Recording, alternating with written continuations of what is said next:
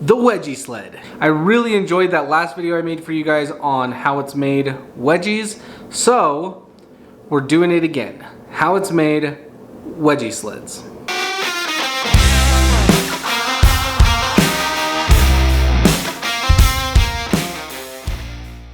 Wedgie sleds are something that segmented turners use to help them make their segmented rings. With a wedgie sled, a segmented wood turner can easily double their speed in making their segmented rings. It allows us to have great precision with our segments, and it really speeds up the segmenting process. When I started building these and selling them, I wanted to make sure that I was giving every segmented turner the highest quality wedgie sled that I could provide. So to provide a very high quality sled, I make all of my sleds out of Baltic birch plywood.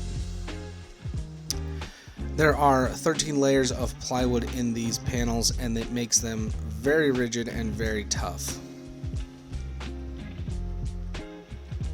I start off with a 21 by 21 square of Baltic birch plywood, and that is what I load up onto my CNC. It's crazy because I used to make all of these by hand. I would cut individual pieces and cut all of the individual parts, and I would be using my router table for all the dados and everything, and it just took me a good 2 to 3 days to make one wedgie sled with all of its parts. Now that I have the CNC in the shop, I could write a program for it, and now I can make 3 to 4 wedgie sled sets in a day. With the CNC, I am able to cut out each individual piece in the whole set, and it is all very precise, which is very nice, because that means with the precision that I get from the CNC, I can then transfer that to the segmenters, and they then get even more precise segments with their wedgie sled. Each carve takes about an hour and 40 minutes. So it does take a little bit of time, but once it's done, I can then run it over to the bandsaw and get all of the pieces cut out. I cut all my pieces out on the bandsaw because sometimes my CNC isn't like 100% accurate with its depths, and I know that that's a user error type of thing, but I just haven't had the patience to figure it out. So I just shallow cut all of my pieces and then just run them through the bandsaw. It's really not a big deal. And once that's done, I just take them over to the router table and hit them with a flush trim bit. This is something that I would have done anyways because all of the pieces would have had tabs.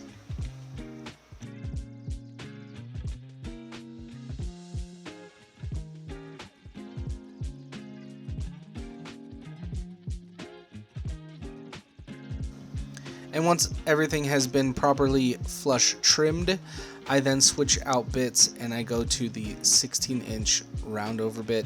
This thing is an awesome bit. It gives you just enough of a roundover to, not make it sharp, but it's not too much of a roundover to make it, I guess, round. Anyways, the link's in the description if you're interested in that bit. After I get everything rounded over, I then go to the best part of the project, which is sanding. I'm using my Surf Prep sander with a soft foam pad on there, and that just helps me with all the roundovers. I don't have to worry too much about them. This is what I'm talking about with the accuracy of the CNC. It cuts out these dados so perfect to where I can just place my T-track in there and then get ready to cut off the excess with my knife.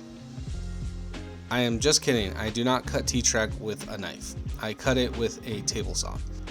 Just a quick word of caution, if you're going to be cutting aluminum on your table saw, watch out for all of the flying shards that come up at your face. I like to double up my eye protection when I do this because I've had too many close calls with it coming close to my eyeballs.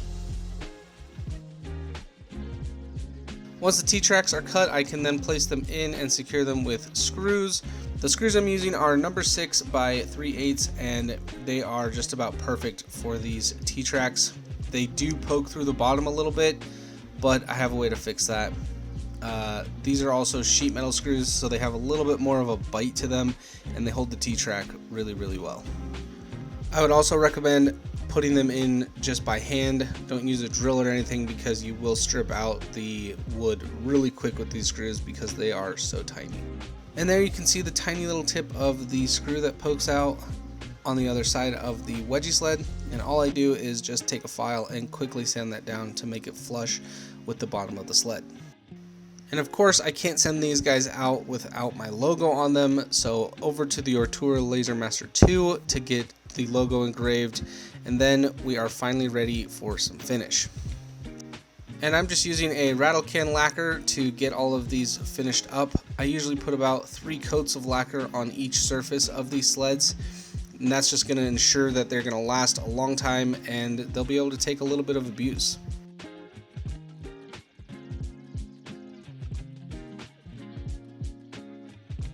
And then after about 24 hours, I hit these guys with some super fine sandpaper just to ensure that there are no weird little bumps, or I don't know, it just makes everything feel really, really nice. And yes, I do sand every part by hand just to ensure the fact that everything comes out to the way that I like it. And once it passes inspection, I then can start assembling the wedgie sled. The sled comes pre-assembled to help the wood turner get cutting as soon as possible.